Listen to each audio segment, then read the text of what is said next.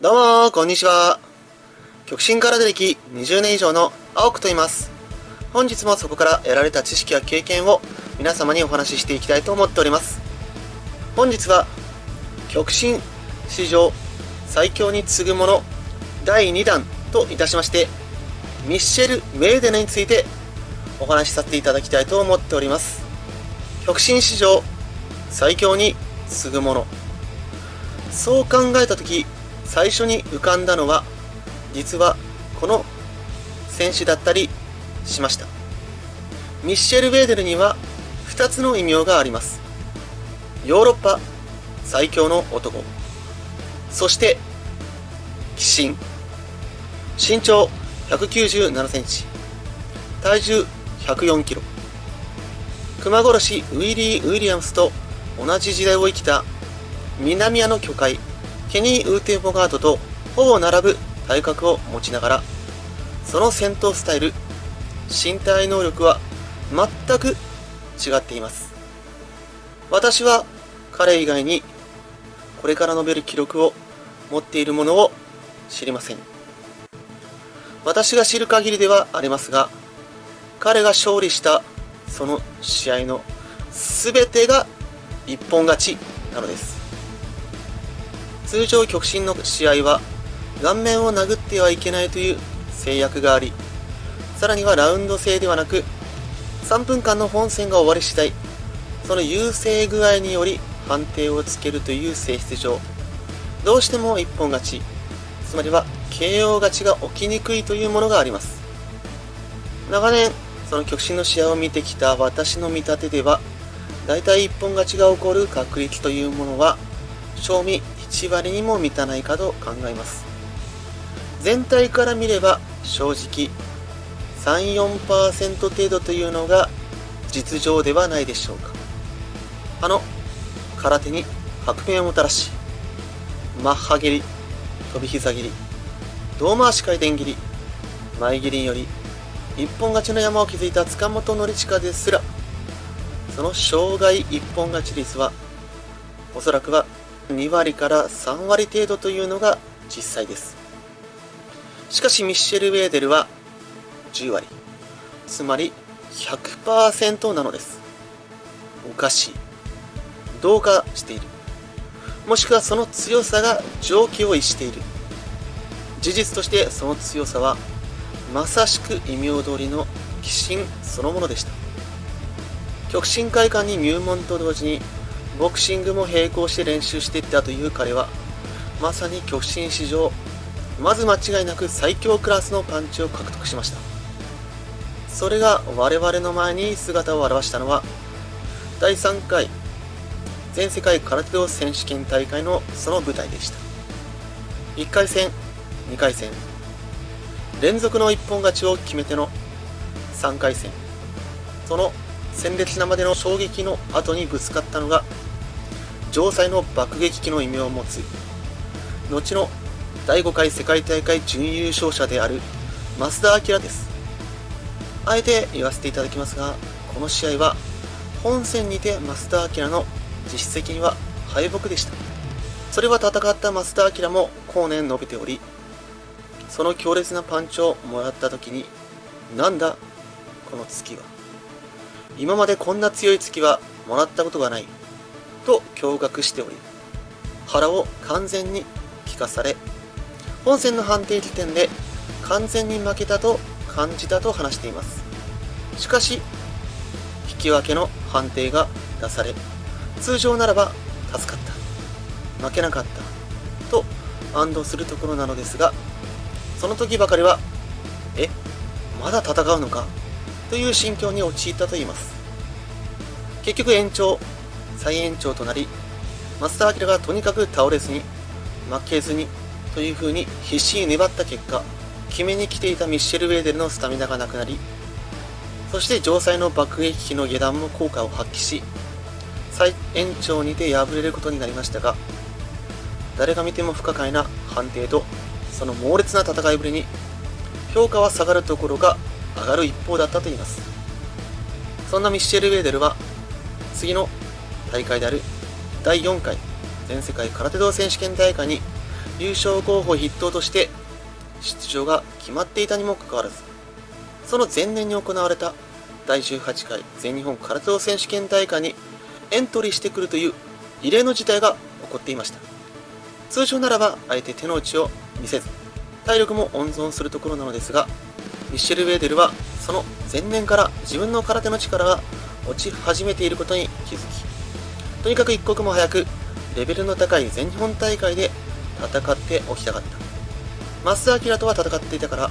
松井明義と戦いたかっただけだと語っています。私はそれに驚きを隠せませんでした。なんという向上心でしょうか。その時点ですでに極真史上最強クラスの力を持っていたにもかかわらずです。そんな彼はそこでまさに我々の背筋が凍るほどの鮮烈の試合を繰り広げることになります。1回戦、松浦の相手にミッシェル・ウェーデルはいきなりの右の下突きを完全に効かせてしまいます。会場がブーメング、さらに下段、上段の前蹴り、上段の回し蹴りと技が速く強く的確で多彩。もはや対戦相手は戦意喪失気味となります。そこへ強烈な下突き2連発からの上段回し蹴り。もはや私はここで主審に止めてやれと言いたくなりました。あまりにも強すぎる。対戦相手の松浦はまっすぐ下がることしかできません。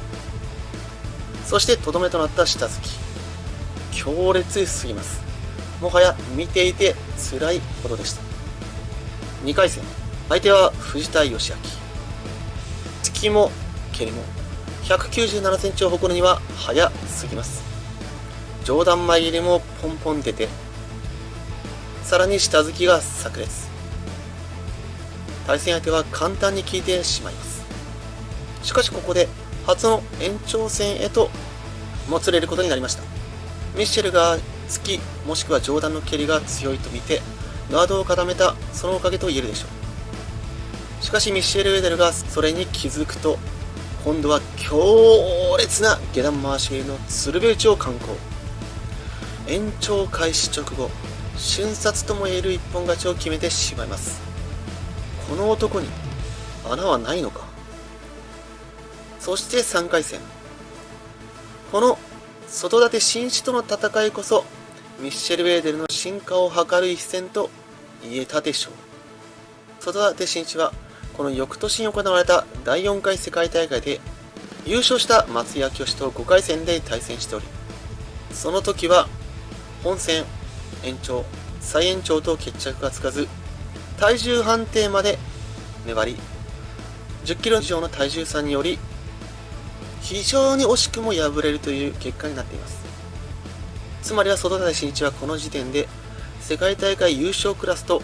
ほぼ同等の力を持っていると言っても過言ではない日本選手だったのです。身長も191センチにして打たれ強く、重厚なその組手は北の武人という異名を持ち、まさに倒れることのない城壁のような趣がありました。もし彼が敗れるようなことがあれば、それこそ日本にとって非常事態と言えるでしょう。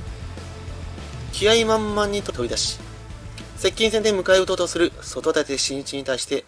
ミッシェル・ウェーデルは回り込み、強烈な下突きでその勢いをあっさりと止めてしまいます。さらに左右の中段回し蹴り、連打、そして下突きの追い打ち、突き、蹴り、全くよどみがなく隙がありません。そして回り込んでの左の影突き、リバーブロー。まさしく空手母国日本にとっての悪夢でした。あの外舘紳一が秒殺で全く何もできずにあっさりと葬られてしまいました。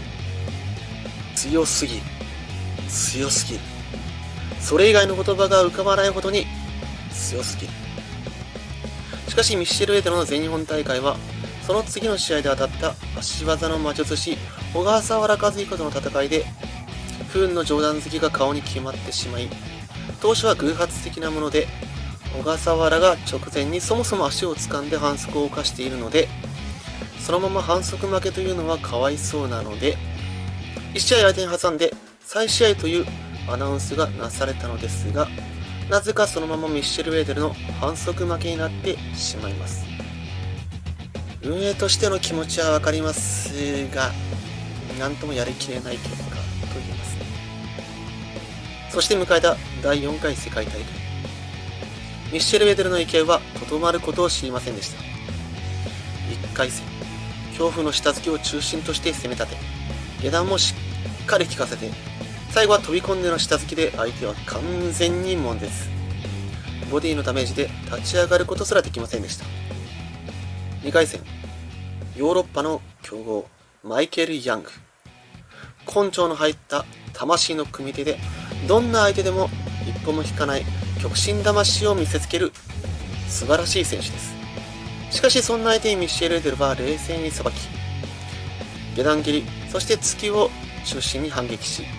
中段回し蹴りで場外に弾き飛ばし、その後放った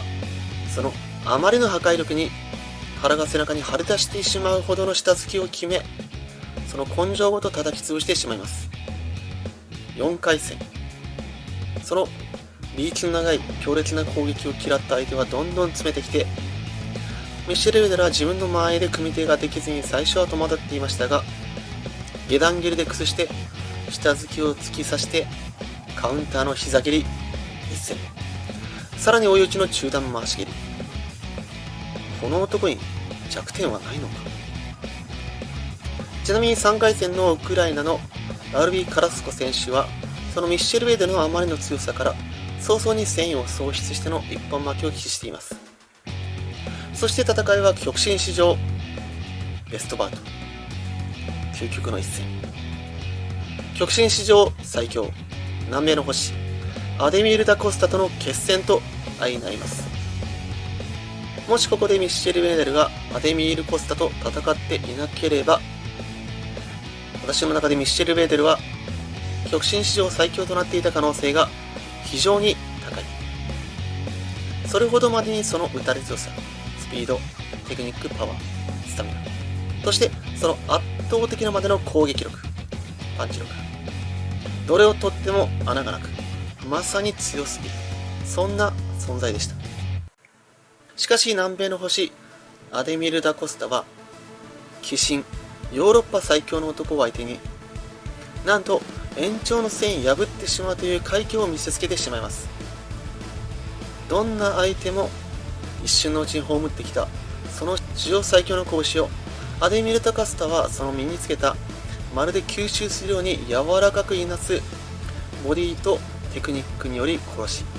接近して間合いを潰し、蹴りの力をなくし、その上で途中で上から落とす形に変化するブラジリアンキックを下段に叩き落とすという荒技でミッシェル・ウェーデルの攻略を成功してしまったのです。凄まじい戦いでした。まさに迫力、テクニック、駆け引き、全てにおいて極真史上に燦然と輝く名勝負中の名勝負であることは疑いようもありません。途中アナウンスに重戦車同士がぶつかっているとまで言わしめたほどです。結果的にミッシェル・ウェーデルは世界大会に入賞することは叶わず、そのまま選手として引退してしまうことになります。その後現役時代から続けていたという大学の研究員として30代でオランダの大学教授となり、文武両道を地で行く人生を歩んだといいます。単純な実力だけで言うのならば、第3回世界大会、そして第18回全日本空手道選手権大会、さらにはタラレバはあまり言いたくはありませんが、アデミールさえいなければ第4回世界大会も優勝していて間違いないほどの圧倒的なまでを強さを誇った男でした。攻撃力という意味では他の追随を許さないことがまず間違いないでしょう。事実として後に第4回世界大会で準優勝に輝き、K1 でもチャンピオンとなったアンディ・フグをして、その当時の第4回ヨーロッパ重量級選手権では第3位である。その2番手につけていた決勝で対戦したイギリスの黒豹マイケル・トンプソンをして、その決勝ではまさかわずか数秒で戦意喪失に追い込まれるほどだったといいます。不運が続き、しかしその後の人生はその優秀な頭脳で世間に貢献しているという点では極真史上最強の一角であるチャールズ・マーチンを彷彿とさせる空手人生とも言えるかもしれません。鬼神、ヨーロッパ最強の男、ミッシェル・ウェーデル。その拳の破壊力、成してきた偉業、それをぜひとも世間の皆様には覚えておいてほしいと私は考えています。私はこれからも極真史上に燦然と輝く最強、それに次ぐ男たちを紹介していきたいと思っておりますので、よろしければチャンネル登録していただければ大変嬉しく思います。本日もご視聴いただき誠にありがとうございます。